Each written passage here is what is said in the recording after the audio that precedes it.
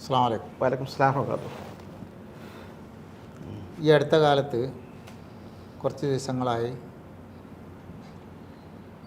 CIC വിഷയം പരിഹരിക്കാൻ വേണ്ടി എല്ലാ പ്രവർത്തനങ്ങളും നടത്തി മധ്യസ്ഥന്മാർ മുഖേന പ്രഖ്യാപിക്കാനിരിക്കെ നിങ്ങളുടെ ഒരു പരാമർശം വല്ലാതെ അത് നശിപ്പിച്ചു എന്ന് പറഞ്ഞിട്ട് ഒരു പ്രചരണം നടക്കുന്നുണ്ട്. അഥവാ അതിൻ്റെ കൺവീനറെക്കുറിച്ചും പുതുതായി നിയമിക്കപ്പെട്ട കൺവീനറെക്കുറിച്ചും മൂർഖൻ കരിമൂർഖൻ പ്രയോഗം നടത്തി എന്നാണ് പറയുന്നത്. അതിൻ്റെ വസ്തുത എന്താണ്? കുറേ കാലമായി MP ആരോപണങ്ങൾ സോഷ്യൽ മീഡിയയിൽ ഇങ്ങനെ സജീവമായി നിലനിൽക്കുന്നുണ്ട്. ഞാൻ ഇത്തരം കാര്യങ്ങളൊന്നും പറയണ്ട എന്ന് വിചാരിച്ചിട്ട് മാറ്റിവെക്കാറാണ് പതിവ്. അതിന് സത്യത്തിൽ ഈ ഘട്ടത്തിൽ പറയാൻ ഞാൻ ബാധ്യസ്ഥങ്ങൾ ചോദിച്ചു വളരെ നന്നായി. അതായത് കഴിഞ്ഞ 2023 ഫെബ്രുവരി മാസം, ഏകദേശം 1.5 വർഷം കഴിഞ്ഞു, മോയിൻകുട്ടി മാഷ് ഉണ്ടല്ലോ, സംസ്ഥാന മാനേജർ, മൂപ്പറും ഞാനും ഈ CIC വിഷയങ്ങൾ ഡിസ്കസ് ചെയ്തു. ഇതിങ്ങനെ അഭിപ്രായ വ്യത്യാസം തുടരുകയാണല്ലോ, ഇത് തീരുന്നില്ലല്ലോ. അപ്പോൾ ഒരുപാട് പ്രശ്നങ്ങൾ പരിഹരിച്ച് പാരമ്പര്യമുള്ളതാണ് PK കുഞ്ഞാലിക്കുട്ടി സാഹിബ്. മൂപ്പർക്കും വ്യക്തി വന്നിട്ടുണ്ട്, എനിക്കും വ്യക്തി വന്നിട്ടുണ്ട്. മൂപ്പരൊന്ന് ബന്ധപ്പെട്ട് നോക്കിയാലോ, മൂപ്പരും ഇടപെട്ടാൽ തീരുമോ എന്ന് പറഞ്ഞു. നല്ല അഭിപ്രായമാണ് മോയിൻകുട്ടി മാഷ്. അത് ഞങ്ങൾ അപ്പം തന്നെ അദ്ദേഹത്തെ വിളിച്ചപ്പോൾ അദ്ദേഹത്തിനൊരു താല്പര്യം, എന്നൊരു കാര്യം ചെയ്യും, നമുക്ക് സംസാരിക്കാം, എപ്പോഴാണ് വരെ ചോദിച്ചു. മൂപ്പരനെ ആലോചിച്ചിട്ട് പറഞ്ഞു, അടുത്ത ആഴ്ച ആറ്റപ്പൂവിൻ്റെ ആണ്ട് ദിവസമാണല്ലോ, അന്ന് നിങ്ങൾ ആണ്ടിന് പാണക്കാട് വരില്ല ചോദിച്ചു. വരും എന്ന് പറഞ്ഞു. എന്നാൽ ആ പരിപാടി കഴിഞ്ഞിട്ട് എൻ്റെ വീട്ടിൽ വന്നാൽ ഞാൻ അന്ന് ഫുള്ള് വീട്ടിലുണ്ടാവും, നമുക്ക് സംസാരിക്കാം. അങ്ങനെ ഞങ്ങൾ ആ പരിപാടി മൗലൂദും ഭക്ഷണമൊക്കെ കഴിഞ്ഞിട്ട് ളുഹറിന് ശേഷം കുഞ്ഞാലി സാഹിബിൻ്റെ വീട്ടിലേക്ക് പോകാൻ നിൽക്കുമ്പോൾ ആബിദ് ഹുസൈൻ MLA പറഞ്ഞു, പോകല്ലേ ചോദിച്ചു. എവിടേക്ക് ചോദിച്ചു. കുഞ്ഞാലി സാഹിബിൻ്റെ വീട്ടിലേക്ക്. എങ്ങളുണ്ടോ ചോദിച്ചു. ആ ഞാനുണ്ട് പറഞ്ഞു. കുഞ്ഞാപ്പ പറഞ്ഞിരുന്നു പറഞ്ഞു. അങ്ങനെ ഞങ്ങൾ 3 പേരും പോയി വിശദമായി സംസാരിച്ചു.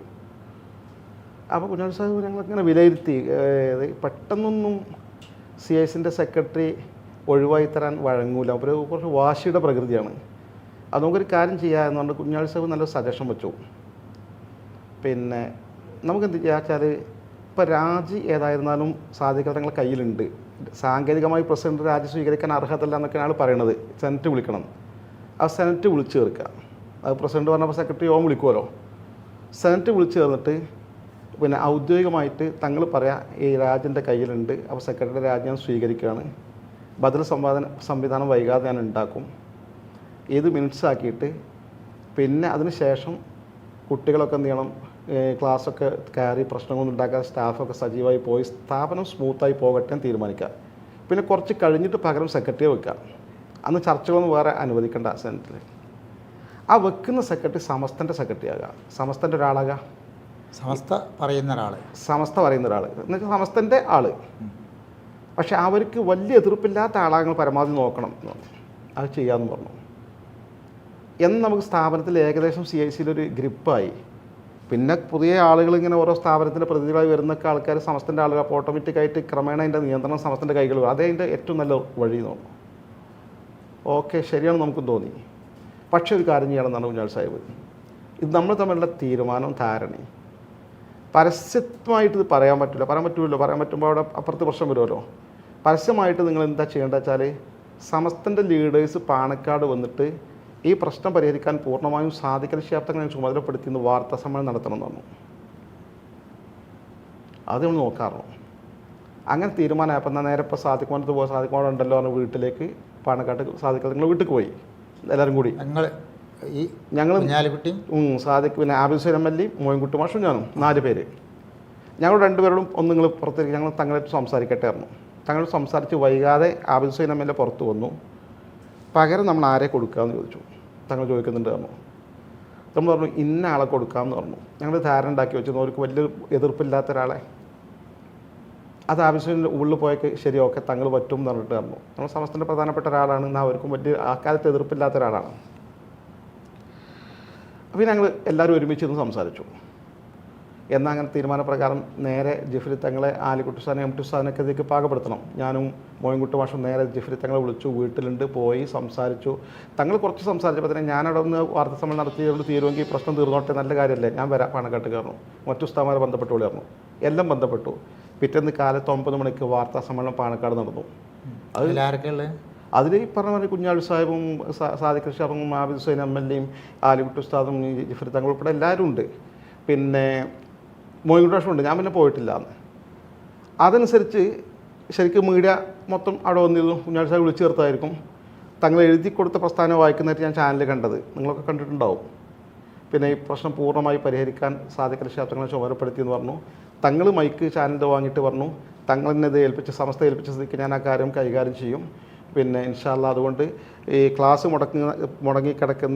മുടക്കുന്ന പഠിപ്പ് കൊടുക്കുന്ന കുട്ടികളൊക്കെ ക്ലാസ്സിൽ തിരിച്ചു കയറണം, പരീക്ഷകളൊക്കെ നടക്കണം, അധ്യാപകരൊക്കെ രാജ്യത്തിൽ തിരിച്ചു കയറണം, സ്ഥാപനം നല്ല നിലയിൽ പോകണം എന്നാണ് തങ്ങളൊരു ആഹ്വാനം ചെയ്തു.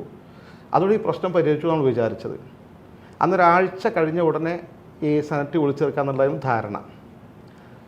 ഒരാഴ്ച കഴിഞ്ഞു, 2 ആഴ്ച കഴിഞ്ഞു, വീണ്ടും സെനറ്റ് വിളിച്ചേർക്കുന്നില്ല, ഈ കാര്യം നടക്കുന്നില്ല. അതിനിടയിലാണ് ആബിദ് ഹുസൈൻ MLA ബഹുമാനപ്പെട്ട സംസ്ഥാന ജനറൽ സെക്രട്ടറി ആലിക്കുട്ടി മുസ്ലിയാരെ വിളിച്ച് ഫോണിൽ അറിയിച്ചു, നമ്മളങ്ങനെയൊക്കെ തീരുമാനിച്ചെങ്കിലും കൂടി മറ്റേ ആളിതിന് വഴങ്ങുന്നില്ല, അപ്പോൾ നമ്മൾ ആ നിശ്ചയിച്ച പാക്കേജ് നടക്കില്ല എന്ന് നിങ്ങളോട് അറിയിക്കാൻ പറഞ്ഞിട്ടുണ്ട്, നമ്മൾ കൂടി ആലോചിച്ച് പറയാമെന്ന് വെച്ചിട്ടുണ്ട് പറഞ്ഞു. ഇങ്ങനെയാണ് ആ സംഭവം മുടങ്ങിയത്. അങ്ങനെ അവിടേക്ക് പോയി ഈ ഒരു പ്രയോഗം വരുന്നില്ലല്ലേ? ഇല്ലല്ല, അത് മുടങ്ങി. നമ്മൾ സഹിച്ചു. കാരണം എന്താ വെച്ചാൽ നമ്മൾ പുറത്ത് പറയുന്നത് ഒരു ശരിയല്ലല്ലോ, ഇതൊക്കെ നിങ്ങൾ തീർന്നു പോയിക്കോട്ടെ, നമ്മൾ ആരോടും ഇതൊന്നും അങ്ങോട്ടും ഇങ്ങോട്ടും കൈമാറുന്നില്ല. എനിക്കും മോയിട്ട് മാഷക്കും ഈ ഫിക്സഡ് ഉസ്താദുമാർക്കും കുഞ്ഞാളി സാഹിബും സാദിഖ് തങ്ങൾക്ക് മാത്രമേ സംഭവം അറിയുള്ളൂ. പിന്നെ മാസങ്ങൾ കഴിഞ്ഞു.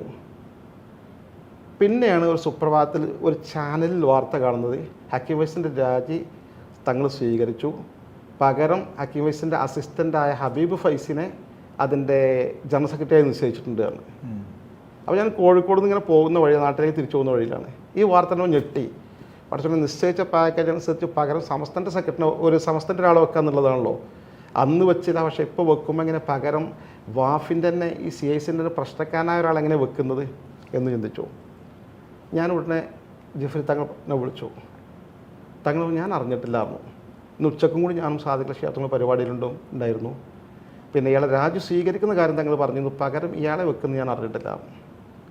ഞാൻ ഉടനെ MT ഉസ്താദിനെ വിളിച്ചു. MT ഉസ്താദ് ഞാനും ഈ സംവിധാനം അറിഞ്ഞിട്ടില്ല. ഞാൻ ഉടനെ ആലിക്കുട്ടി ഉസ്താദിനെ വിളിച്ചു.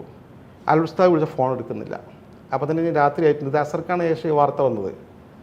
ഞാൻ നേരെ ആലിക്കുട്ടി ഉസ്താദിൻ്റെ വീട്ടിലേക്ക് വണ്ടി വിട്ടു. ഞാൻ ആലിക്കുട്ടി ഉസ്താദിൻ്റെ വീട്ടിലെത്തിയപ്പോൾ പിന്നെ ആലിക്കുട്ടി ഉസ്താദും ഉസ്മാൻ വൈസി ഉണ്ട് അവിടെ. അപ്പോൾ MT ഉസ്താദും വിളിച്ചുകൊണ്ടിരിക്കുന്നുണ്ട് കാരണം ഉസ്മാൻ വൈസി. MT ഉസ്താദ് അങ്ങോട്ട് വരാറുണ്ട്, കാരണം ഈ പ്രശ്നം ഗൗരവമുള്ള വിഷയമാണല്ലോ. ഞാൻ വൈകാതെ MT ഉസ്താദ് ഇവിടെ എത്തി. ഈ വിഷയം ചർച്ച ചെയ്തു ആരും. അപ്പോൾ ആലിക്കുട്ടി ഉസ്താദ് പറഞ്ഞു, പിന്നെ പട്ടിക്കാട് വെച്ച് പിന്നെ കോളേജിലെ കമ്മിറ്റി ഉണ്ടായിരുന്നു.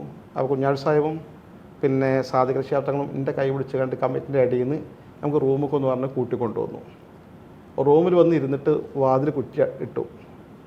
എന്നിട്ട് പറഞ്ഞു, നമുക്ക് ഹക്കീം വൈസിൻ്റെ രാജി സ്വീകരിക്കേണ്ടേ വെച്ചു. സ്വീകരിക്കണം എന്ന് പറഞ്ഞു. എന്നാൽ പിന്നെ അങ്ങനെ ചെയ്യാം, പകരം ഒരാൾ വേണ്ടേ വെച്ചോ, വേണമെന്ന് പറഞ്ഞു. അതാരാണെന്ന് വെച്ചു. ആരാണ് കൂടി ആലോചിക്കാറുന്നു. അത് ഞങ്ങളൊരാളെ കണ്ടിട്ടുണ്ട് എന്ന് പറഞ്ഞു. നമുക്ക് ആലോചിക്കാറുന്നു, ഇത്രയും ഉണ്ടായിട്ടുള്ളത് എന്ന് പറഞ്ഞു. എനിക്ക് ആലോചിക്കാൻ സമയം കിട്ടിയിട്ടില്ലായിരുന്നു. അങ്ങനെയാണെന്ന് പറഞ്ഞു. അപ്പോൾ MT ഉസ്താദ് പറഞ്ഞു, അങ്ങനെയാണെങ്കിൽ അതിനൊരു പരിഹാരം ഉണ്ടാക്കണമല്ലോ എന്ന് പറഞ്ഞ് അന്ന് അവിടെ വെച്ച് തന്നെ സമസ്തൻ്റെ പ്രസിഡൻറ്റ്, ജനറൽ സെക്രട്ടറി ആലിക്കുട്ടി ഉസ്താദ്, MT ഉസ്താദിനൊക്കെ പാട് പ്രസ്താവന ഇറങ്ങി. അത് തൊട്ട് പിറ്റേന്ന് പത്രത്തിൽ കാണാം. ആ രാജി സ്വീകരിച്ച് ന്യായമാണ്, സ്വാഗതം ചെയ്യുകയാണ്. അതേസമയം ഈ പ്രത്യേക സാഹചര്യത്തിൽ സമസ്തയുടെ SNEC വിദ്യാഭ്യാസ പദ്ധതി സജീവമായി മുന്നോട്ട് കൊണ്ടുപോകാൻ തീരുമാനിച്ചു പറഞ്ഞിട്ട് ഈ പ്രശ്നത്തിൽ കൃത്യമായ നിലപാട് സമസ്ത അറിയിച്ചു. മാത്രമല്ല തൊട്ട് പിറ്റേ ദിവസം സമസ്തൻ്റെ പ്രസിഡൻറ്റ് ജിഫ്രി തങ്ങൾ, സമസ്തൻ്റെ ജനറൽ സെക്രട്ടറി, ഈ പറഞ്ഞ ആലിക്കുട്ടി ഉസ്താദ് ഉൾപ്പെടെ ആൾക്കാർ, സമസ്തൻ്റെ നേതാക്കന്മാരൊക്കെ CICൻ്റെ വ്യത്യസ്ത പദവികളിൽ നിന്ന് രാജിവെച്ചു, പരസ്യമായി പ്രഖ്യാപിച്ചു. ഇങ്ങനെ ഇരിക്കെ തൊട്ട് പിറ്റേ ദിവസമാണെന്ന് തോന്നുന്നുണ്ട് ഒരു ചാനൽ ചർച്ചയിൽ ഞാൻ ഫോണിൽ പങ്കെടുക്കേണ്ടി വന്നു ഈ വിഷയത്തെക്കുറിച്ച്. അപ്പോൾ എന്നെ സംബന്ധിച്ചിടത്തോളം ഞാൻ ആ വിഷയത്തിലേക്ക് വരിക, ഈ പദപ്രയോഗം. അതെ, ഞാൻ ഈ വിഷയത്തിൽ 3 പ്രശ്നങ്ങളാൽ വൈകാരികമായി ഞാൻ ആ വിഷയം അനുഭവിച്ചുകൊണ്ടിരിക്കുകയാണ്. ഒന്ന്, ഈ തീരുമാനത്തിന് ഞാനും മോയിൻകുട്ടി മാഷുമാണ് പിന്നെ മുൻകൈ എടുത്ത ആളുകൾ. അപ്പോൾ സമസ്തയുടെ ഒരാളെ വെക്കുകയെന്നതിന് പകരം നേരെ സമസ്തക്ക് ഓപ്പോസിറ്റുള്ള ഒരാളെ വെക്കുക പറഞ്ഞാൽ ഭയങ്കര പ്രയാസമാണോ. അയാൾ CICൻ്റെ ജോയിൻറ്റ് സെക്രട്ടറിയാണ്, ഇയാളെല്ലാം അയാളാണല്ലോ. അയാളെ വെച്ചു. രണ്ടാമത്തെ ഒരു കാര്യം, ഈ പറഞ്ഞ കക്ഷി സമസ്തയും CIC-യും തമ്മിൽ ധാരണ ഉണ്ടാക്കി സാധിക്കൽ തങ്ങളൊക്കെ ഒരു തീരുമാനം ഉണ്ടാക്കി ഞങ്ങൾ മുന്നോട്ട് പോകുമ്പോൾ ഫേസ്ബുക്കിലൊരു പോസ്റ്റിൻ്റെ ഹെഡിങ് തന്നെ ശുനകന്മാർ ഓരിയിടട്ടെ സാർത്ഥവാഹക സംഘം മുന്നോട്ട് എന്നാണ്. എന്നുവെച്ചാൽ പട്ടികൾ കുറക്കട്ടെ ഞങ്ങൾ CIC-ക്കാർ മുന്നോട്ട് എന്നാണ് പോസ്റ്റ് ഇട്ടത്. പട്ടികൾ എന്നാണ് സമസ്തൻ്റെ നേതാക്കന്മാരൊക്കെയാണ് പറയണത്. എനിക്ക് വലിയ മനസ്സിന് വേദനിപ്പിച്ച ഒരു പോസ്റ്റായിരുന്നു അദ്ദേഹത്തിൻ്റെ. മൂന്നാമത്തെ ഒരു വിഷയം കൂടി എൻ്റെ മനസ്സിലുണ്ട്. അദ്ദേഹത്തിൻ്റെ സ്ഥാപനത്തിൽ എൻ്റെ റിലേഷൻപ്പെട്ട ഒരു കുട്ടി പഠിച്ചിരുന്നു. ഇവരൊക്കെ ക്ലാസ്സുകളിൽ ഈ അധ്യാപകരെന്ത് വെച്ചാൽ ഇങ്ങനെ നമ്മുടെ സംഘടനാ നേതാക്കന്മാരെ പുറത്ത് സോഷ്യൽ മീഡിയത്തിലെ ക്ലാസ്സിലും കുറ്റം പറയണം. അതിലിങ്ങനെ കുറ്റം പറഞ്ഞ് എന്നെ വല്ലാതെ എന്നെ വ്യക്തിപരമായി പറഞ്ഞപ്പോൾ ഈ കുട്ടി എഴുന്നേറ്റ് പറഞ്ഞു ഒരു വൈകാരിക ഭാവം കൊണ്ട്, സർ അത് ഇന്ന ആളാണ്, ഇന്ന ആളെ കുറ്റം പറയാൻ പാടില്ലായിരുന്നു. പെട്ടെന്ന് എണീറ്റിട്ട് അതിലയാൾ സ്തബ്ധനായി. അതൊക്കെയാണല്ലോ ഇവർ പഠിപ്പിക്കുന്ന സംസ്കാരം എന്ന് എനിക്ക് തോന്നി. ഇങ്ങനെയൊക്കെ പാടുള്ള അനുഭവങ്ങളുണ്ടായൊരു വൈകാരിക സാഹചര്യത്തിലാണ് ഞാൻ ഒന്ന് മൂർഖനാണെങ്കിൽ മറ്റ് കരിമൂർഖൻ എന്ന് പദപ്രയോഗം നടത്തി. എന്നാൽ പോലും പലയിടത്തും മുഖാമുഖങ്ങളിൽ ഇതിനോട് ചോദിച്ചിട്ടുണ്ട്. ഞാൻ ആ പദപ്രയോഗത്തെ ന്യായീകരിക്കുന്നില്ല, അത് ശരിയല്ല അങ്ങനെ പറഞ്ഞതെന്ന എൻ്റെ അഭിപ്രായം ഇപ്പോഴും പക്ഷെ തന്നെയാണ്. പക്ഷേ പറയാനുള്ള പശ്ചാത്തലം ഇതാണ്. യഥാർത്ഥത്തിൽ ചർച്ച തീരുമാനമായി ഞാൻ പൊളിക്കാൻ വേണ്ടി പറഞ്ഞല്ല, തീരുമാനിച്ച ചർച്ച നടക്കാതെ പോയ പശ്ചാത്തലത്തിൽ ഇങ്ങനെ പദപ്രയോഗം നടത്തി. അതെ, ശരി. അപ്പോൾ ഈ ഒരു പ്രശ്നം കൊണ്ടല്ല, നിങ്ങളെ ഈ ഒരു പ്രയോഗം കൊണ്ടല്ല ആ പരിപാടി അവസാനിച്ചത്.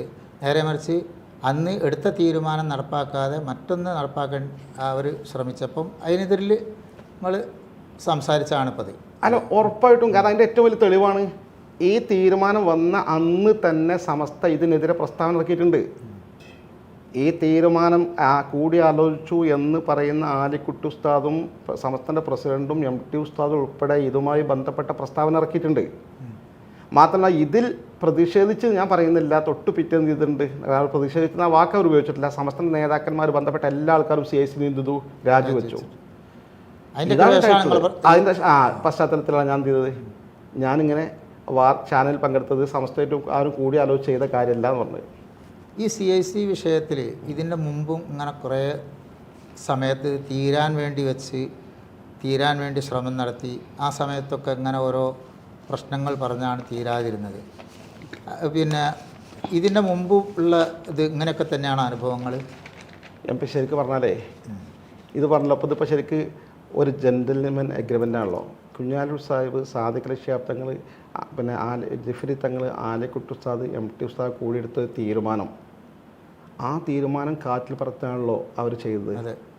അതൊരു വല്ലാത്ത അവമതിക്കലാണ്. കേരളത്തിൽ ഇതിനേക്കാൾ വലിയ മുസ്ലിം ലീഡേഴ്സ് ഇല്ലല്ലോ. ഇത് ഒറ്റപ്പെട്ട സംഭവം, ഒരുപാട് ഇങ്ങനത്തെ തീരുമാനങ്ങൾ, ഇതൊക്കെ മറഞ്ഞു കിടക്കുന്ന കാര്യങ്ങളാണ്. ആളുകൾ നമ്മൾ സംസ്ഥാനം തെറ്റിദ്ധരിക്കുകയാണ്. ശരിക്ക് ഒരു ഘട്ടത്തിൽ പട്ടിക്കാട് ജാമ്യനൂരിൻ്റെ സമ്മേളനം, ഇക്കഴിഞ്ഞ സമ്മേളനം തൊട്ട് മുമ്പത്തെ സമ്മേളനം 2022 ജനുവരിയിൽ, ആ സമ്മേളനത്തോടനുബന്ധിച്ച് സാദിഖ് അലി ശിഹാബ് തങ്ങൾ ടൈം വാങ്ങിയിട്ട് ഞാനും ഡോക്ടർ ബഷീർ പനങ്ങാങ്കനും സാദിഖ് അലി ശിഹാബ് തങ്ങളുമായി ഈ വിഷയത്തെക്കുറിച്ച് ചർച്ച ചെയ്തു വിശദമായിട്ട്. കാരണം ബഷീർ പനങ്ങാറ് തങ്ങളേറ്റവും കുറച്ച് വ്യക്തിബന്ധം കൂടുതലുള്ള ആളാണ്. തങ്ങൾ എങ്ങനെയെങ്കിലും തീർക്കണം എന്ന് പറഞ്ഞു. വലിയ പ്രശ്നമുണ്ട് താഴെ തട്ടിൽ. തങ്ങൾ പറഞ്ഞു നിങ്ങൾ എങ്ങനെയെങ്കിലും ആളെ രാജികൾ വാങ്ങി അയാൾ തൽക്കാലം വിട്ടുകാനുള്ള ഒരു തീരുമാനങ്ങൾ ഉണ്ടാക്കി. അപ്പോൾ ബഷീർ പറഞ്ഞു ഒരു 6 മാസത്തേക്ക് തൽക്കാലം നമ്മൾ ഒഴിവാക്കി അയാളെ സ്ഥാനം മാറി നിന്നാൽ പിന്നെ നമുക്ക് എന്തെങ്കിലും തങ്ങളുടെ പരിഹാരം. 6 മാസം എന്ന് പറഞ്ഞാൽ ഞങ്ങൾ തൽക്കാലം ആ സ്ഥാനത്ത് മാറിക്കാം, അവർ ബാക്കി നമുക്ക് സെറ്റിൽമെൻറ്റ് ഉണ്ടാക്കാറുണ്ട്. ആയിക്കോട്ടെ ഞങ്ങൾ സംസാരിക്കാം. പക്ഷേ ഞങ്ങൾ മാത്രമേ സംസാരിച്ചുകൊണ്ട് സീനിയേഴ്സ് ആരെങ്കിലും കൂടെ വേണ്ടി വെച്ചു. അത് ശരിയാണ് തങ്ങൾ. അങ്ങനെ മായനാജിനെ തങ്ങൾ ഞാൻ വിളിച്ച് പറയാറുണ്ട്, നിങ്ങൾ 3 ആളും കൂടി കൈകാര്യം ചെയ്യുന്നു. അപ്പോൾ തങ്ങൾക്ക് ഇതിൽ ആത്മാർത്ഥ ആഗ്രഹം തീർന്നുണ്ട്. അല്ലെങ്കിൽ തങ്ങളങ്ങനെ പോസിറ്റീവായ സമീപം ഓരോ ഘട്ടത്തിലും തങ്ങൾ പോസിറ്റീവായ സമീപനം സ്വീകരിച്ചിട്ടുണ്ട്. പക്ഷേ സാധിക്കൽ തങ്ങളെ അവർ ഓവർടേക്ക് എന്നുള്ളതാണ് പ്രശ്നം.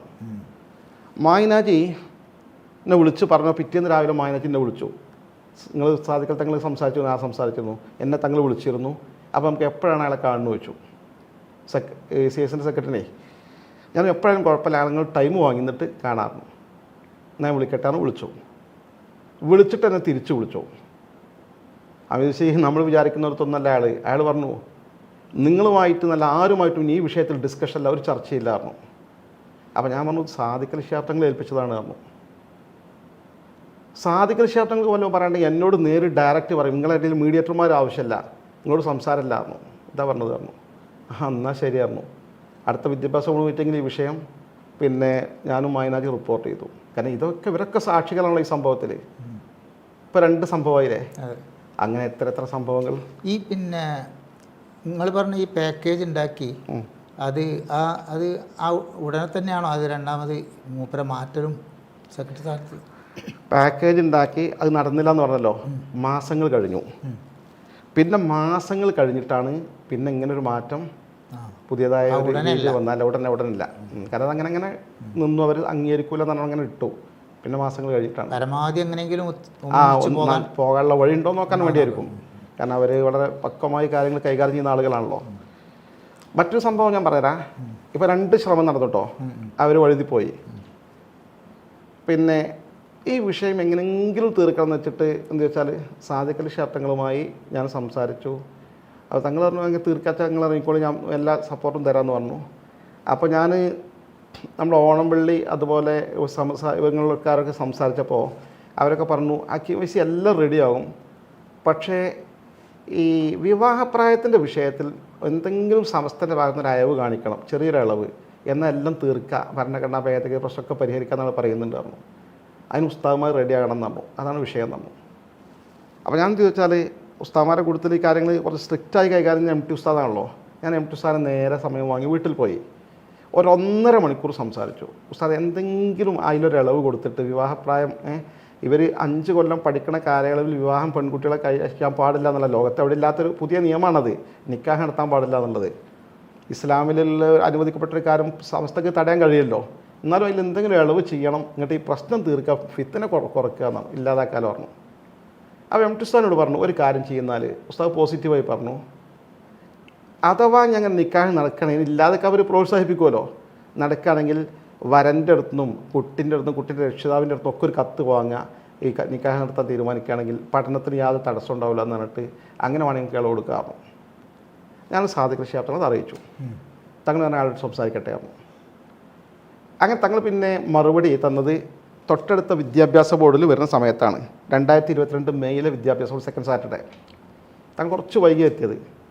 വൈകിട്ട് യോഗം കഴിഞ്ഞ മുമ്പ് തങ്ങളിങ്ങനെ ഇറങ്ങുമ്പോൾ ഞാൻ ഒപ്പം ഇറങ്ങി. തങ്ങളെ ആ വിഷയം എന്തെങ്കിലും ഞാൻ അന്ന് വരുമ്പോൾ സംസാരിച്ചിരുന്നു പറഞ്ഞു. അപ്പോൾ തങ്ങൾ അപ്പോൾ വിദ്യാഭ്യാസ ബോർഡ് ഓഫീസിൻ്റെ പുറത്തുള്ള റൂമിൽ ഇരുന്നിട്ട് നമ്മൾ സമദിനെ വിളിക്കാറുണ്ട്. അവൻ സമദ് പൂക്കോട്ടൂരിനെയും വിളിച്ചു. ഞങ്ങൾ 3 പേരും സംസാരിച്ച് തങ്ങൾ ഒരു ബദൽ നിർദ്ദേശം വെച്ചു. അപ്പോൾ അയാൾ പറഞ്ഞതായിരിക്കും, നമുക്ക് നിക്കാഹിൻ്റെ സമയത്ത് കത്ത് വാങ്ങലിന് പകരം പഠിക്കാൻ ചേരുമ്പോൾ തന്നെ കത്ത് വാങ്ങുക, പഠനത്തിൽ വിഘാതമായ ഒന്നും എൻ്റെ അടുക്കൽ നിന്ന് ഉണ്ടാവില്ല എന്നാണ് കുട്ടിൻ്റെ രക്ഷിതാവിൻ്റെ അടുത്ത് നിന്ന് എടുത്തു വാങ്ങുക, അങ്ങനെ ചെയ്തുകൂടെ വെച്ചു. അതിനും കുഴപ്പമുണ്ടാകാൻ സാധ്യത ഉസ്താദ്മാർക്ക് കാരണം നിക്കാഹ് പാടില്ല എന്നല്ലല്ലോ പറയണത്. എന്നാൽ പിന്നെ അങ്ങനെ ചെയ്യുക. അങ്ങനെ തിങ്കളാഴ്ച ഉച്ചയ്ക്ക് 2 മണിക്ക് വീട്ടിലിരുന്ന് സംസാരിച്ച് ഫൈനൽ ചെയ്യാമെന്ന് അദ്ദേഹം സമ്മതിച്ചിട്ടുണ്ട്, നമുക്കങ്ങനെ ഇരിക്കാമെന്നാണോ. അപ്പോൾ സമത് വലിയ തന്ത്രജ്ഞനാണല്ലോ. നമ്മുടെ തലയ്ക്ക് വേണ്ട സമത് പറഞ്ഞു ഉസ്താദ്മാരൊക്കെ അവിടെ ബോർഡ് മീറ്റിങ്ങിലുണ്ടെന്ന് അവിടെ പോയി ഇത് അംഗീകാരം വാങ്ങുകയായിരുന്നു. അങ്ങനെ ആയിക്കോട്ടെ തങ്ങളും പറഞ്ഞു. അപ്പോൾ തങ്ങൾ ഉസ്താദ്മാരോട് പറയും തന്നു. അങ്ങനെ സ്വകാര്യമായിട്ട് ഉസ്താദ്മാരത്ത് എന്ന് പറയാൻ കാരണം അവിടെ വിദ്യാഭ്യാസ ഉദാഹരണം ഇപ്പോൾ ജിഫ്രി തങ്ങൾ, MT ഉസ്താദ്, ഹസ്രത്ത്, മൂസക്കുട്ടി ഹസ്രത്ത്, കൊയ്യോട് എല്ലാവരും ഉണ്ടല്ലോ. ചെന്ന് പറഞ്ഞു. ഉസ്താദ്മാർക്ക് സന്തോഷം. അപ്പോൾ MT ഉസ്താദ് എഴുന്നേറ്റ് പറഞ്ഞു, ഈ നമ്മളാ ഒരു CICൻ്റെ പ്രശ്നം ഉണ്ടല്ലോ പരിഹരിക്കാൻ വേണ്ടിയിട്ട് തങ്ങളൊരു പാക്കേജ് കണ്ടിട്ടുണ്ട്. അപ്പോൾ തിങ്കളാഴ്ച ഉച്ചയ്ക്ക് 2 മണിക്ക് പാണക്കാട് ഇരിക്കാമെന്ന് വെച്ചിട്ടുണ്ട്. അപ്പോൾ അതിന് നമ്മൾ ഇൻഷാല്ലാ അംഗീകാരം കൊടുക്കല്ലേ വെച്ചു. അപ്പോൾ എല്ലാവരും ഓക്കെ എന്ന് പറഞ്ഞു. തങ്ങളൊന്ന് പറയുന്നതിന് സാധിക്കാതെ എഴുന്നേറ്റ് ഈ കാര്യങ്ങൾ പറഞ്ഞു. എല്ലാവരും നല്ല സന്തോഷം. എന്നിട്ട് സാദിഖൽ തങ്ങൾ പറഞ്ഞിട്ട് മൈനാജി ആ ചർച്ചിൽ നിങ്ങളൊന്ന് വേണമെന്നു. തിങ്കളാഴ്ച ഉച്ചയ്ക്ക് 2 മണിക്ക് എൻ്റെ വീട്ടിൽ വരണം. ഇസ്മായിൽ കുഞ്ഞാജി മാനാറേ നിങ്ങളും എൻ്റെ വീട്ടിൽ വരണം ഉച്ചയ്ക്ക് 2 മണിക്ക്. നമുക്ക് ഞാൻ വേറെ അധികം ആൾക്കാർ നമ്മൾ കുറച്ച് ആളുകൾ ഉണ്ടാവും, സംസാര പ്രശ്നം തീർക്കണം എന്നാണ്. ഓക്കെ, റാഹത്തായി അന്നത്തെ മീറ്റിംഗ് കഴിഞ്ഞ് പിരിഞ്ഞു. പിറ്റേന്ന് ഞായറാഴ്ച ഉച്ചയ്ക്ക് 2 മണിക്ക് സാദിഖൽ ഷാഫ് തങ്ങൾ എന്നെ ഫോണിൽ വിളിച്ചു.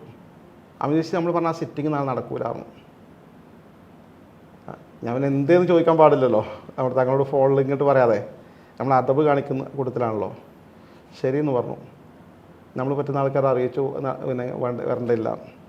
പിന്നെ അതിൻ്റെ തൊട്ടടുത്ത ആഴ്ചയാണ് പറങ്കിപ്പേട്ട തമിഴ്നാട്ടിൽ സമസ്തൻ്റെ ആദ്യത്തെ കോളേജിൻ്റെ കെട്ടിടം കാണണം. അതിൽ സാദിഖ് ഷാഫ് തങ്ങളുണ്ട്. അപ്പോൾ അവിടുന്ന് ടൈം കിട്ടിയപ്പോൾ ഞാൻ തങ്ങളോട് ചോദിച്ചു, അല്ല അങ്ങനെ എൻ്റെ ചർച്ച അന്ന് മുടങ്ങിയത് ചോദിച്ചു. അതിപ്പോൾ പാണക്കാട് വെച്ച് ഒരു ചർച്ച നടന്നിട്ട് തെറ്റിപ്പിരിയണ അവസ്ഥ ഉണ്ടാകാൻ പാടില്ലല്ലോ, അതുകൊണ്ട് വേണ്ട വെച്ചതാണ് പറഞ്ഞു. അപ്പോൾ ഈ വിഷയം മറ്റേ ആളായിട്ടും പിന്നെയും സംസാരിച്ചപ്പോൾ മറ്റേ ആൾ ഞാൻ അങ്ങനെ പറ്റൂലാറിന് വടക്കുണ്ടാക്കിയിട്ടുണ്ടാവും. ഇപ്പോൾ എത്ര ചർച്ചയായി? 3 കഴിഞ്ഞു. ഇത്ര ഒന്നുമല്ല ഇതിൽ സംഭവമുള്ളത്. പിന്നെ 3-4 ചർച്ച 7 ചർച്ച നടന്നിട്ടുണ്ട്. ചർച്ച മാത്രമല്ല മധ്യസ്ഥ തീരുമാനങ്ങൾ. അതിൻ്റെ ഇടയ്ക്ക് ഇവർ ഭയങ്കര പ്രശ്നങ്ങളാക്കി. വളരെ മോശമായിട്ട് പിന്നെന്ത് ചെയ്തു വെച്ചാൽ ഈ സംസ്ഥാന നേതാക്കന്മാരെക്കുറിച്ച് വളരെ മോശമായി എഴുതുകയും പറയുകയും ഇമ്രുഖാൻ ഫേക്ക് ഐ ഡി ഉണ്ടായിരുന്നു. അതിൽ വമ്പിച്ച ദുഷ്പ്രചരണങ്ങൾ സംസ്ഥാന നേതാക്കന്മാരെ വ്യക്തിഹത്യ ചെയ്തുകൊണ്ടും സംസ്ഥാനം അപലപിച്ചുകൊണ്ടുള്ള നിരന്തരമായ എഴുത്തുകൾ ഒരു ഭാഗത്ത്. അതിനിടയ്ക്ക് ഒരിക്കൽ പിന്നെ പറഞ്ഞു, പിന്നെ അധികം പറഞ്ഞാൽ സ്റ്റേജിൽ കയറി വെട്ടിക്കൊന്ന് പട്ടിക്കുട്ടി കൊടുക്കും. ആരെപ്പറ്റി? സമസ്തൻ്റെ മുഷാവർ മെമ്പർമാരെ കുറിച്ച്, പേര് യഥാർത്ഥ പേരില്ലാത്ത മറ്റൊരു പേര് സൂചിപ്പിച്ചുകൊണ്ട്. ബഹുമാനായ MT ഉസ്താദിനെ കുറിച്ച് ഇവരെ ഉത്തരവാദപ്പെട്ട സ്ഥാപനത്തിലെ മേധാവി പറയാണ്, പിന്നെ അദ്ദേഹം MT അല്ല MT ആണ്. MT എന്ന് പറഞ്ഞാൽ ഇംഗ്ലീഷിൽ ശൂന്യം, ഒന്നുമില്ലാത്ത ആൾ, ഒരു വിവരമില്ല അറിവില്ലാത്ത മനുഷ്യനെന്ന്. ഈ തരത്തിൽ വളരെ മോശമാക്കി എഴുതാൻ തുടങ്ങി.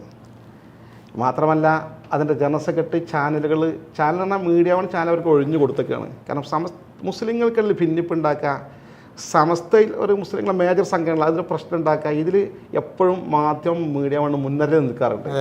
അവർ നാട്ടിലൊക്കെ പറയാറുണ്ടായിരുന്നു ഈച്ചൻ്റെ മാതിരിയാണ്, എവിടെയെങ്കിലും വെറുന്നുണ്ടെങ്കിൽ വലുതാക്കാൻ. കറക്റ്റാണ് സംഭവം. അങ്ങനത്തെ എന്തെങ്കിലും ഉണ്ടെങ്കിൽ അവിടെ ഉണ്ടാകും അവർ. അപ്പോൾ ഇത് ഇവർ പ്രസംഗിക്കുന്ന പറയുന്ന കാര്യങ്ങളൊക്കെ ലൈവ് ചാനൽ കൊടുക്കുക.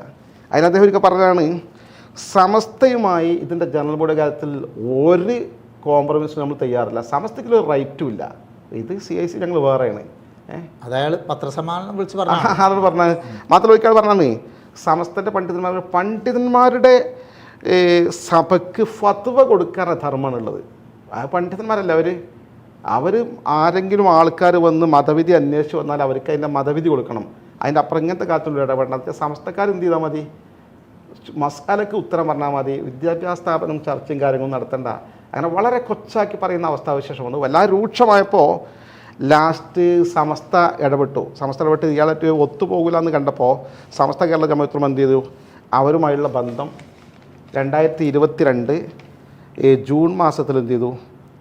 ആ ബന്ധം അവസാനിപ്പിച്ചു.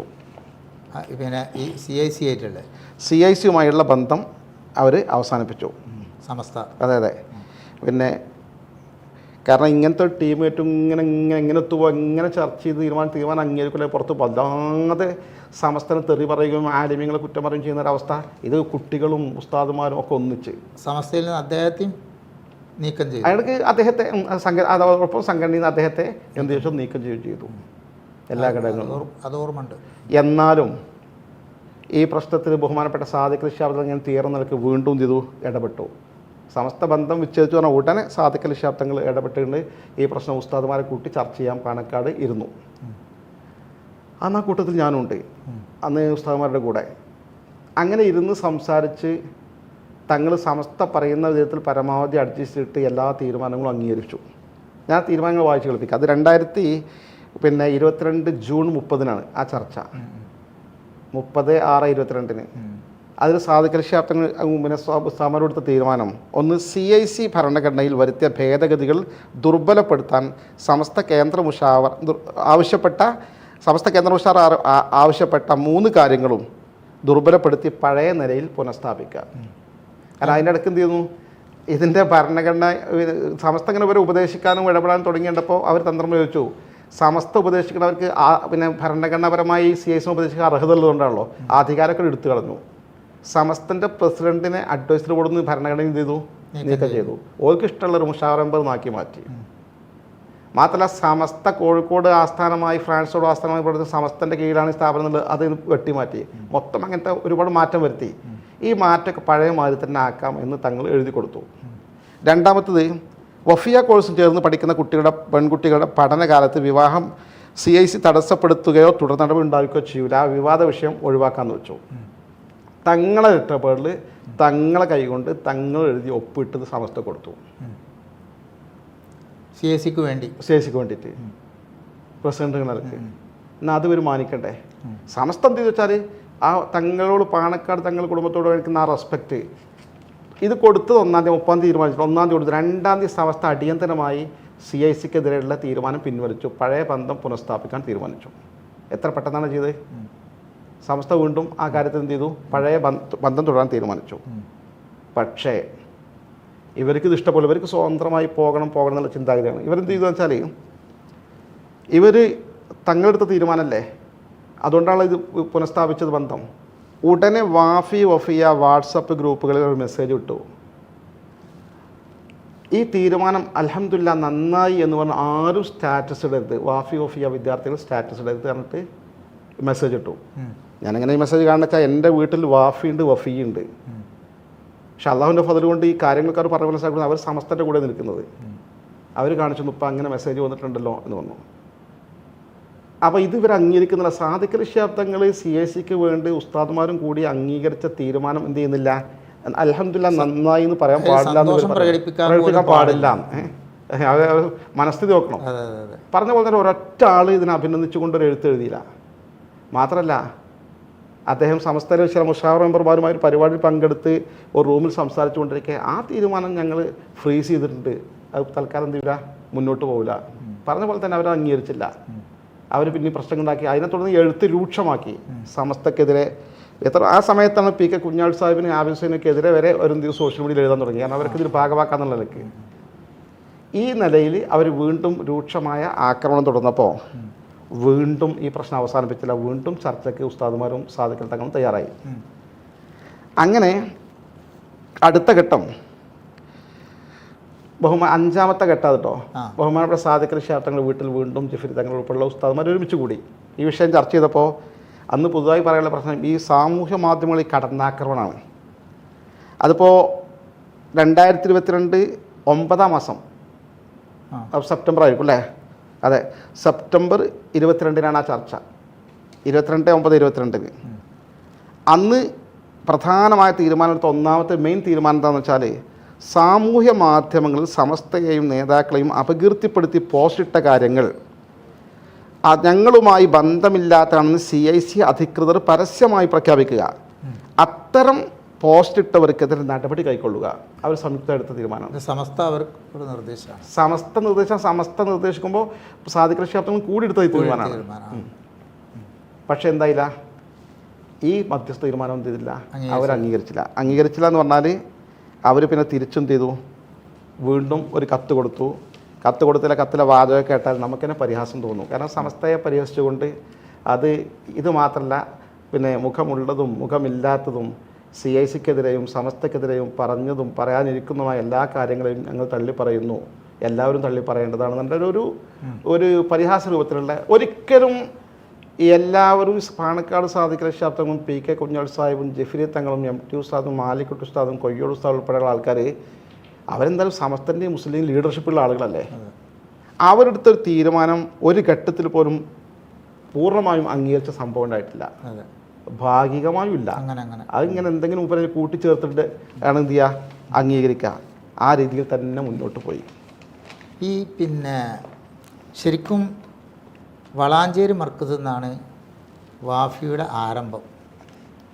അത് തുടക്കം എന്താണെന്ന് വെച്ചാൽ വാഫിയല്ല, പട്ടിക്കാട് ജാമിയയിലേക്ക് പോകുന്ന വിദ്യാർത്ഥികളുടെ കോളേജുകളുടെ ഒരു ഏകോപനം ഉണ്ടാക്കിയിട്ട് വളാഞ്ചേരി മർക്കസ് ആസ്ഥാനായി അതിന് പരീക്ഷയും കാര്യങ്ങളും നടത്തി പട്ടിക്കാട്ടേക്ക് 2 വർഷം പഠിക്കാൻ വിട്ടവരെ ഫൈസിയായിട്ട് പുറത്തിറങ്ങുന്ന രൂപത്തിലുള്ള സംവിധാനമാണ് PP മുഹമ്മദ് ഫൈസിയൊക്കെ തുടക്കം കുറിച്ചത്.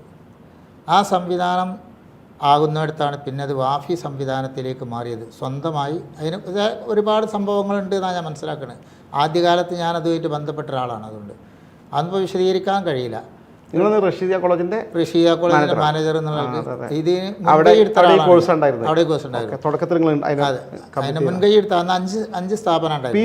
PP മുഹമ്മദ് ഫൈസി ഞാനും കൂടെ പിന്നെ പറപ്പൂരുള്ള പിന്നെ ഇദ്രൂസ് മുസ്ലിയാർ സ്മാരക കോളേജിൽ രാത്രി കിടന്നുറങ്ങുമ്പോഴാണ് ഇങ്ങനൊരു ആശയം നമ്മൾ ആദ്യം പങ്കുവെക്കുന്നത്. അത് പിന്നെ ആ കാര്യം അറിയിക്കാൻ വേണ്ടി PP മുഹമ്മദ് ഫൈസി അന്ന് പിറ്റേന്ന് രാവിലെ സുബഹിസ്കരിച്ച് വളാഞ്ചേരി മർക്കസിലേക്ക് കുഞ്ഞുട്ടിയാജിനെ കണ്ട് സംസാരിക്കാൻ വേണ്ടി പോയി. ഞാൻ റഷീദിയേക്കും പോകുന്നത്. അതിൻ്റെ ശേഷമാണ് വളവട്ടൂർ വെച്ച് ഇതിൻ്റെ ആദ്യത്തെ യോഗം ചേർന്നത്. അന്ന് PP മുഹമ്മദ് ഫൈസി ജനറൽ സെക്രട്ടറിയും ഹൈദരലി ശാബ്ദങ്ങൾ പ്രസിഡൻറ്റുമായിട്ട് അതിൻ്റെ ആദ്യത്തെ കമ്മിറ്റി ഉണ്ടാക്കി. അന്നൊന്നും CIC ഇല്ല, അന്ന് കോളേജ് പിന്നെ കമ്മിറ്റികളുടെ ഒരു കോർഡിനേഷൻ.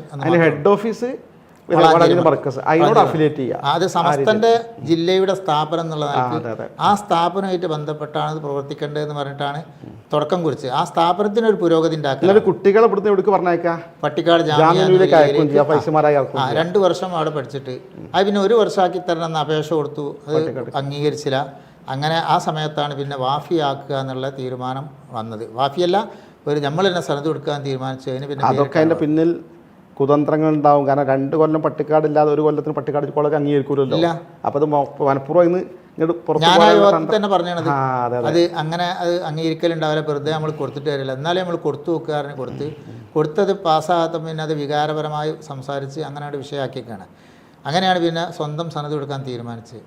ആ സനത് അതിനിടയ്ക്ക് നിങ്ങൾ ഒരിക്കൽ എന്നോട് സംസാരിച്ചിരുന്നു, ഇതിങ്ങനെ പട്ടിക്കാട് ജാമ്യനോട് അഫിലിയേറ്റ് ചെയ്ത് വളാഞ്ചേരി മർക്കസ് കേന്ദ്രീകരിച്ചുള്ളൊരു കോർഡിനേഷനാക്കി മാറ്റാമെന്ന് തീരുമാനിക്കുമ്പോൾ പി ഉസ്താദ് ഗഫറല്ലാഹു റഹിമഹു, അള്ളാഹു മഗ്ഫിറത്ത് കൊടുക്കട്ടെ, പിന്നെ എന്തോ പിന്നെ ഈ CS സെക്രട്ടറി പരാമർശം നടത്തി. അതിനോട് വ്യക്തിപരമായിട്ട് പി പറഞ്ഞൊരു കാര്യമാണ്.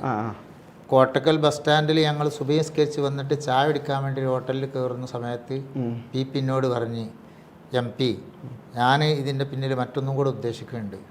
കാരണം നമ്മൾ ഒന്നും കാണുന്ന ഒരു സമസ്തയല്ല, അങ്ങനത്തെ ഒരു സമസ്തൻ്റെ ഒരാളല്ല ഹക്കീം ഫൈസി. മൂപ്പര് നമ്മൾ വളാഞ്ചേരി മർക്കസിലുണ്ടല്ലോ, അത് മർക്കസ് തന്നെ നമുക്ക് നഷ്ടപ്പെടാൻ കാരണമാകുമോ? അപ്പോൾ നമ്മളെ കൂട്ടത്തിൽ ഇങ്ങനെ നിന്നാൽ അതിന് രക്ഷപ്പെടുമല്ലോ എന്നുള്ള ഒരാശയം അന്ന് എന്നോട് പറഞ്ഞ് എനിക്ക് ഓർമ്മയുണ്ട്. ആണ് വ്യക്തിപരമായി അദ്ദേഹത്തെ മനസ്സിലാക്കി അന്ന് തന്നെ ഈ ദീർഘവീക്ഷണം കറക്റ്റ് അനുഭവമുണ്ട്. മൂപ്പര് നമ്മുടെ ലൈനിൽ ആദർശപരമായി 100% നമ്മുടെ ലൈനിൽ നിൽക്കുന്നില്ല. സമസ്ത 2 ആരോപണങ്ങളാണ് അദ്ദേഹത്തിന് അവർ ഉന്നയിച്ചത്. ഒന്ന് ആദർശപരമായ വ്യതിയാനം എന്ന് പറഞ്ഞാൽ വ്യതിയാനത്തിലേക്ക് നയിക്കുന്ന കുറേ ഘടകങ്ങളുണ്ട്. രണ്ടാമത്തെ സംഘടനാപരമായ അച്ചടക്ക ലംഘനം. രണ്ടും അദ്ദേഹത്തിൻ്റെ ഒരുപാട് സംഭവങ്ങളുണ്ട്. അപ്പോൾ അന്ന് തന്നെ അത് കറക്റ്റാണ് ആ തുടക്കത്തിൽ. പിന്നെ അതിൻ്റെ ശേഷം അതിന് എനിക്കറിയില്ല. പിന്നെ ഇതിൻ്റെ സനത് കൊടുക്കുന്ന സമയത്ത് ബഹുമാനപ്പെട്ട ഹൈദരലി ശിഹാബ് തങ്ങൾ അത് സമസ്തയുടെ കീഴിലാണെന്നും അതുപോലെ വളാഞ്ചേരി മർക്കസാണ് ഇതിൻ്റെ ആസ്ഥാനമെന്നും സനദിൽ പ്രത്യേകം എഴുതണം എന്ന് അറിയിച്ചിരുന്നു. അത് ഞാൻ പറഞ്ഞതാ. ഈ വിഷയം പിന്നെ വെച്ചാൽ ഇത് സത്യത്തിൽ അവിടെ ചതി നടന്നിട്ടുണ്ട്. കാരണം പാണക്കാട് സയ്യിദ് മുഹമ്മദ് ശിഹാബ് തങ്ങൾ അവറുകളാണ് വളാഞ്ചേരി മർക്കസിൻ്റെ പ്രസിഡൻറ്റ്. അദ്ദേഹം പ്രസിഡൻ്റ് ആയിരിക്കെ പിന്നെ CIC എന്ന് പറഞ്ഞ് ഇതിനോട് അഫിലിയേറ്റ് ചെയ്യേണ്ട കോളേജുകളെ കൂട്ടിയിട്ട് വേറെ കമ്മിറ്റി ഉണ്ടാക്കിയിട്ട് ആ കമ്മിറ്റി ഒരു സ്വതന്ത്ര രജിസ്ട്രേഷൻ നടത്തുകയാണ്. ആ രജിസ്ട്രേഷൻ നടത്തുമ്പോൾ അതിൻ്റെ ഏറ്റവും വലിയ രഹസ്യം മുഹമ്മദ് ഷാഫി പ്രസിഡൻ്റായ സ്ഥാപനം ഈ ഒരു ഘടകമായി കീഴ്ഘടകമായി മാറുക. സത്യത്തിൽ ഇതിൻ്റെ കീഴിലാണോ മറ്റൊക്കെ വരേണ്ടത്. പകരം എന്താ ഇതിനെ ഈ കമ്മിറ്റിനെ കീഴടക്കി മാറ്റുക. അതിൻ്റെ സെക്രട്ടറിയായിട്ട് ആര് വരികയാണ്? ഹക്കീം ഫൈസി വരികയാണ്. ഇങ്ങനെ മാറ്റിയത് പിന്നെ പ്രശ്നമായി. അപ്പോൾ അത് മുഹമ്മദ് ഷാഫിയുടെ അന്വേഷണമോ ഇല്ല, വളാഞ്ചേരി മർക്കസ് കമ്മിറ്റിയുടെ അന്വേഷണമോ ഇല്ല, ഇത് സ്വതന്ത്ര രജിസ്ട്രേഷൻ ആക്കി പോകുകയാണ് എന്ന ഒരു തന്ത്രം അവിടെ നടത്തിയിട്ടുണ്ടെന്ന് മനസ്സിലാകുന്നത്. അങ്ങനെ വന്നപ്പോൾ വിഷയമായി.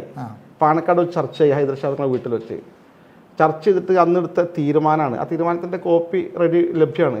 ആ കോപ്പിയിൽ ശരിക്ക് ഉത്തരവാദപ്പെട്ടവരൊക്കെ ഒപ്പുവെച്ചിട്ടുണ്ടാക്കിയ ഫൈസി ഉൾപ്പെടെ ഹൈദർ ഷാഫി ഉൾപ്പെടെ സയ്യിദ് മുഹമ്മദ് നിസാമി ഉൾപ്പെടെ എല്ലാ പ്രധാനികളൊക്കെ മുഹമ്മദ് ഫൈസി ഉൾപ്പെടെ ഒക്കെ ഒപ്പുവെച്ചിട്ടുണ്ട്. അതിലുള്ള തീരുമാനമാണ്. അപ്പം എന്ത് ചെയ്യേണ്ടത്? നിർബന്ധമായിട്ടും വളാഞ്ചേരി മർക്കസ് തർബീയത്തുൽ ഇസ്ലാമിൻ്റെ കീഴിൽ എന്ന് ഈ സംവിധാനത്തെ സർട്ടിഫിക്കറ്റ് തന്നെ രേഖപ്പെടുത്തണം. അത് പഴയ സ്ഥിതിയിലേക്ക് കൊണ്ടുവരാൻ വേണ്ടിയിട്ട് ആ തീരുമാനം എഴുതി ഒപ്പിട്ട് അംഗീകരിച്ചിട്ടുണ്ട്. പക്ഷേ ആ തീരുമാനം പിന്നെ ഇവർ നടപ്പാക്കിയിട്ടില്ല. വീണ്ടും അതേപോലെ പോയി. കാരണം ഇവരെടുക്കുന്ന ഇപ്പോൾ നമ്മൾ ഉസ്താമാരും സാദികളും എടുക്കുന്ന തീരുമാനം അന്നും പാണക്കാട് തങ്ങൾ പറഞ്ഞാൽ എന്ത് ചെയ്യുന്നില്ല, ഇദ്ദേഹം അംഗീകരിക്കുന്നില്ല. അദ്ദേഹം പിന്നെ തിരിച്ച് പഴയ രൂപത്തിൽ തന്നെ പോയി. എന്നിട്ട് ഒരിക്കൽ തങ്ങൾ ഹൈദർ ശിഹാബ് തങ്ങൾ CISൻ്റെ സെക്രട്ടറി കത്ത് കൊടുത്തിട്ടുണ്ട്. നമ്മളന്ന് അയക്കേണ്ട തീരുമാനിച്ചാലേ മർക്കസ് തർബീയത്തുൽ ഇസ്ലാമിൻ്റെ കീഴിൽ എന്ന് എഴുതണമെന്ന് സർട്ടിഫിക്കറ്റ് എന്തുകൊണ്ട് താങ്കൾ എഴുതിയില്ല എന്ന് പറഞ്ഞിട്ട് അതിനും മൂപ്പര് ഒഴിഞ്ഞു മാറുന്ന മറുപടി വേഗം കൊടുക്കും. പക്ഷേ പോസിറ്റീവായ മറുപടിയല്ല. ഇത് സമസാഹിബിൻ്റെ ഒരു പ്രസംഗത്തിൽ ഞാൻ മലപ്പുറത്തുനിന്ന് കേട്ടിന് ആവശ്യമുണ്ടല്ലേ. ഇതെന്ന് വെച്ചാൽ ശരിക്കും പറഞ്ഞാൽ ഞാൻ മൊയ്നുൽ ശിഹാബ് തങ്ങൾ പ്രസംഗം ഓർക്കുകയാണ്. ചതി ഇനിയും നടക്കും ഉപയോഗിക്കാൻ പ്രസംഗിച്ചിട്ടുണ്ട്. ഇതാണ് സത്യം. അന്ന് നേരത്തെ ചതികൾ നടന്നിട്ട് പിന്നെയും ചതികൾ ഇങ്ങനെ നടന്നുകൊണ്ടിരിക്കുകയാണ്. നമ്മൾ ഉസ്താമാരും പാവം സാദിഖ് ശിഹാബ് തങ്ങളും കൂടി ഈ തീരുമാനമെടുക്കും. പക്ഷെ അപ്പുറത്തെന്തെയും ചതിക്കും, വഞ്ചിക്കും, അവരെ ഇന്ന് രക്ഷപ്പെടും. ഈ രീതിയിലാണ് നടന്നുകൊണ്ടിരിക്കുന്നത്. ഈ രീതിയിൽ ഇപ്പോൾ ഏറ്റവും ലാസ്റ്റ് ഇതൊന്നും അവസാനം പിന്നെയും മധ്യസ്ഥമാണെന്നു 6ാമത്തെ 7ാമത്തെ മത്സരം ഞാൻ ചുരുക്കണം, സമയം ഒരുപാടായി. പിന്നെ നമ്മുടെ സഫാരി ആബിദൊക്കെ ഉണ്ട്. സൈനുൽ ആബിദീൻ. നമ്മുടെ ഇപ്പോൾ ഷാർജയിൽ അതുപോലെ ഖത്തറിലൊക്കെ പിന്നെ വലിയ മാളുള്ള അതെ അതെ അദ്ദേഹം സമസ്തൻ്റെ വലിയൊരു ഗുണകാംക്ഷിയാണ്. സുപ്രഭാതത്തിൻ്റെ ഗൾഫ് എഡിഷൻ്റെ മാനേജിങ് ഡയറക്ടറാണ്, ചെയർമാൻ. ഇവിടെയും പിന്നെ സമസ്തൻ്റെ ഒക്കെ ഒരു അടുത്ത മുസ്ലിം ലീഗിൻ്റെ പ്രധാനപ്പെട്ട എല്ലാവരും വന്ന ആളാണ് അദ്ദേഹം. ജിഫ്രി തങ്ങളും സാദിഖ് അലി തങ്ങളും രണ്ടുപേരും പിന്നെ ദുബൈയിൽ പ്രോഗ്രാമിലുണ്ടായപ്പോൾ ഈ പ്രശ്നം തീർത്തേ പറ്റുള്ളൂ എന്നുള്ള നിലപാട് രണ്ടാളും എടുത്തു. സംസാരിച്ചിട്ട് ഒരു റൂമിൽ സ്വസ്ഥമായിട്ട് ഇരുന്ന് സംസാരിക്കുന്നത് തീരുമാനം ഉണ്ടാക്കിയായിരുന്നു. വേറെ ആരും റൂമിൽ പോകണ്ടായിരുന്നു. അരമണിക്കൂർ ഇരുന്നു. നാട്ടിൽ വന്ന് പൂർത്തിയാക്കി തീരുമാനിക്കാൻ തന്നു. അങ്ങനെ നാട്ടിൽ വന്ന് 3 മാസത്തിനകം 4 റൗണ്ട് ചർച്ച നടത്തി സമസ്തൻ്റെ നേതാക്കന്മാരും സാദിഖ് അലി ഷാഫിയും കുഞ്ഞാലി സാഹിബൊക്കെ ഉൾപ്പെടെയുള്ള ആൾക്കാർ. ഇതിൽ 9 തീരുമാനം എടുത്തു. ഈ 9 തീരുമാനം എടുത്തിട്ട് അവസാനം കുഞ്ഞാലി സാഹിബ് എഴുന്നേറ്റ് പറഞ്ഞു, ഇത് 9 ഇനി അവർ അംഗീകരിച്ച് കഴിഞ്ഞാൽ സെനറ്റ് കൂടി പാസ്സാക്കി സമസ്തക്ക് തരികയാണെങ്കിൽ പിന്നെ സമസ്തൻ്റെ ഭാഗത്ത് പുതിയ പ്രശ്നമൊന്നും അവിടെ തീരണം കിട്ടും പറഞ്ഞു ചിരിച്ചുകൊണ്ട്. പിന്നെ പറഞ്ഞു ഓക്കെ ആയിരുന്നു.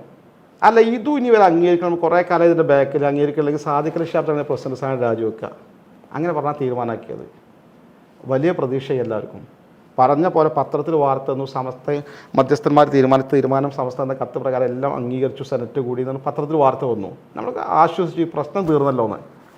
പക്ഷേ ഉണ്ടായതെന്താണെന്ന് വെച്ചാൽ സമസ്തൻ്റെ ബാംഗ്ലൂർ സമ്മേളനത്തിൽ പ്രഖ്യാപിക്കാൻ വേണ്ടി സമസ്തൻ്റെ ഇത് സംബന്ധിച്ച സബ് കമ്മിറ്റി ഈ കത്ത് പൊട്ടിച്ച് വായിച്ചു നോക്കുമ്പോൾ ഈ 9 കാര്യങ്ങൾ 6 അതിൽ എഴുതി തന്നിട്ടുണ്ട്. 6 അവരെ വക വെട്ടിമാറ്റിയിട്ട് വ്യത്യസ്ത രൂപത്തിൽ അവർക്ക് അനുകൂലമാക്കി മാറ്റി. അംഗീകരിച്ചിട്ടില്ല, മധ്യസ്ഥ ഒന്നുപോലും അംഗീകരിച്ചിട്ടില്ല. അതിനൊക്കെ ഒരു ധൈര്യമാണല്ലോ.